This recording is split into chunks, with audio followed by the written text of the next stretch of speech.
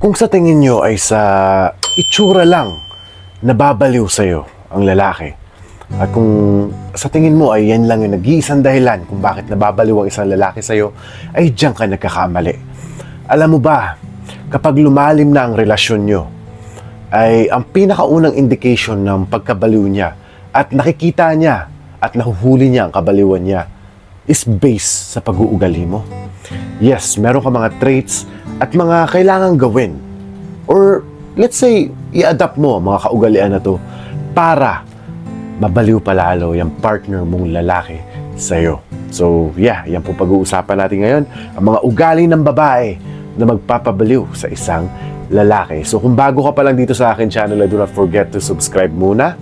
At mamaya-maya pag nagustuhan mo itong ating topic ay iwanan mo na rin ako ng like, of course. And also do not forget to turn on your notification bell para maging updated ka sa mga in-upload nating videos every week. At sa kalagitnaan nga po ng ating video ay meron po tayong shoutout section na kung saan ibabatiin natin ang ating mga mahal na subscribers na nagpapa-shoutout since last week. At kung hindi ka masama sa shoutout, ayan, meron po tayong portion sa aking Instagram na kung tawagin natin ay Ima-My Day Kita. At gagawa rin tayo ng content dyan sa Instagram, ha.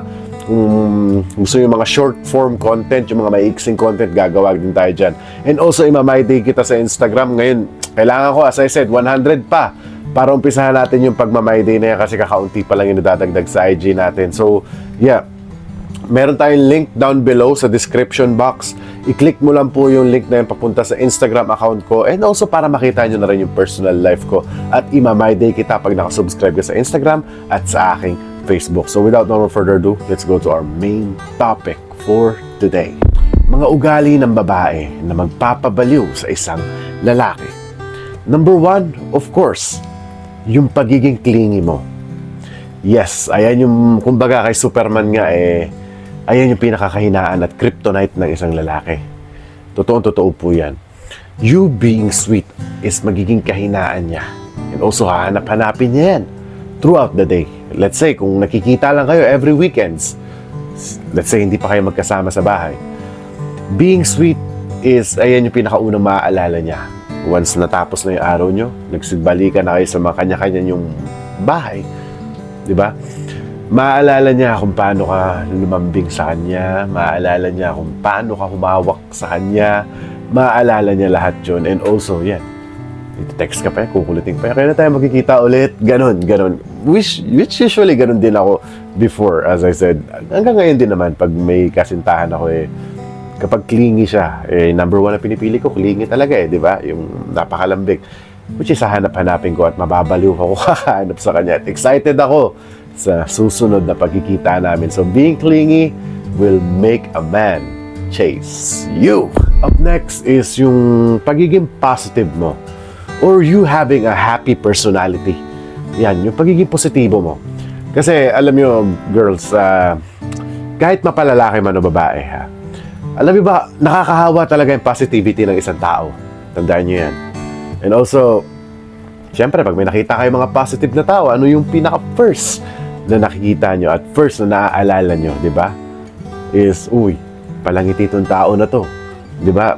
Parang wala kang mga negativity naririnig sa kanya. And yes, when it comes also to a relationship standards, relationship standards is, yung pinakaunang maaalala talaga ng isang lalaki is yung positivity mo. Which is, let's say, pag down yung partner mo, yung lalaki pag pagod sa trabaho, di ba? Stress sa boss kasi sinisigawan. Di ba? May mga ganyan pangyayari talaga sa buhay ng isang lalaki when it comes especially sa corporate job ng isang lalaki. Hindi talaga may iwasan na pag uwi niya ng bahay, down na down talaga yan. Buti na lang nandiyan ka tagapagligtas ng kalungkutan niya for you being a positive one. That will also make him remember na, I don't have to worry. Sasabihin ng lalaki, hindi ko na kailangan mag-worry kasi nandiyan naman yung asawa ko, yung girlfriend ko, to cheer me up, di ba? Para sumaya ulit ako, para makalimutan ko yung mga nangyari sa trabaho na sinigawan ako ng boss ko, minura-mura ako ng boss ko, may mga ganun. Well, it's you. And you have to adapt that one para mabaliw ang isang lalaki sa'yo. And before we move on sa ating next topic, babatiin muna natin ang ating mga mahal na subscribers na nagpapa-shoutout since last week. na sina Lizel Nociliado, si Miss Tapia, hello po. Kay Jocelyn Jockson, hello po. Kay Leonida Punzalan Guevara, hello. At happy birthday kay Janet Maralit nung June 26 po birthday niya. Siguro belated na kung na-upload na tong video na to. Happy birthday Janet Maralit. Happy birthday po kay Virginia Buzadre. Hello po. Kay Annabel Aron na palaging nanonood sa atin.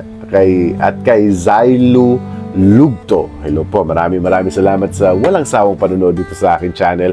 At guys, kung hindi pa kayo nakapag-comment dyan, mag-comment na kayo ngayon para next week maisama rin kayo sa ating shoutout section para masama rin pangalan nyo. And also, yan again, ulitin ko sa Instagram nga po, meron tayong My Day Kita. So, gumawa na kayo ng Instagram account. I-click nyo lang yung link down below at para masama kayo sa My Day Kita sa Instagram. 100 na lang po kailangan ko. 100 followers na lang at umpisahan na natin yan. Kaya, keep following para umpisahan na natin yan. So, let's go back to our topic. Mga ugali ng babae na magpapabaliw sa isang lalaki.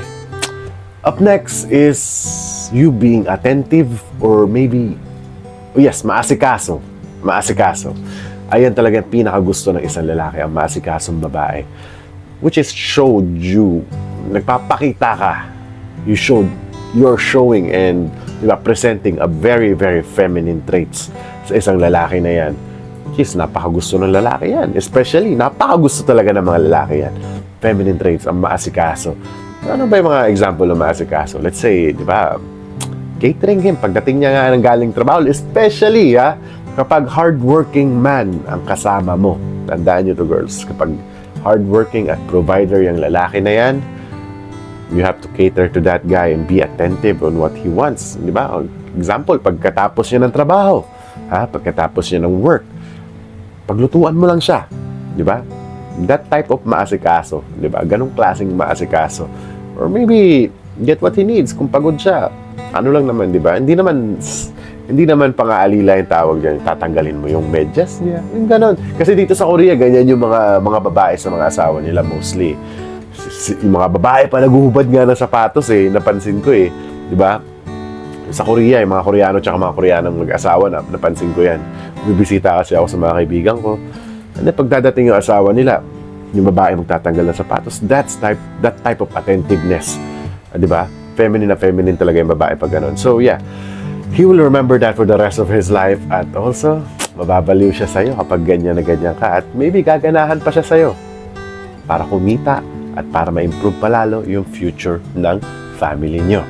And last but not the least, kapag ang babae ay nakasubscribe dito sa akin channel. Yes, of course naman.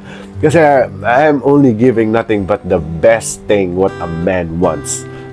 Para magkaroon kayo ng idea. Lalong-lalo na kung nagtataka kayo. Kung wala pa kayo, kung clueless pa kayo kung ano nga ba yung mga gusto ng lalaki sa isang babae, well, I got you on that one. So kapag nakasubscribe ka dito, pasasalamatan kayo ng mga partner niyong lalaki. And also, treat him like a king. Wala namang masama doon. Kung gusto mo nga tratuhin kang parang reyna, tratuhin mo rin siya parang king. It goes the same way. So, kung subscribe ka dito sa channel ko, nandito na yung cheat code, Yung cheat code para sa inyo, para, matuto kayo kung ano nga ba yung mga basic dynamics at mga nature at mga biological standpoint ng mga lalaki, mga pangangailangan nila sa isang relationship, mga kaugalian nila, mga negativity nila, dito mo lang malalaman sa aking channel. So, maraming salamat at sana nakapag-subscribe na kayo sa aking channel. And also, pag nagustuhan niyo itong video ko, just leave me a like at masaya na ako sa pagla-like niyo para tumaas palalo yung algorithm natin dito sa YouTube. And also, do not forget to turn on your notification bell para maging updated ka sa mga na-upload natin videos every week. And also, ayan na nga po ang aking Instagram account. Follow lang po kayo sa Instagram account. And also para makita nyo rin yung personal life ko as an OFW dito sa South Korea. Yung mga party ko, yung mga kaibigan ko dyan, pinopost ko dyan. Minsan, ina-upload ko kung ano mga personal na ginagawa ko. So, kung gusto nyo makisilip, follow nyo ako sa Instagram para maging updated kayo sa personal life ko. So, once again, maraming salamat sa panonood at lagi yung tatandaan, mahal na mahal ko kayo. Bye, guys.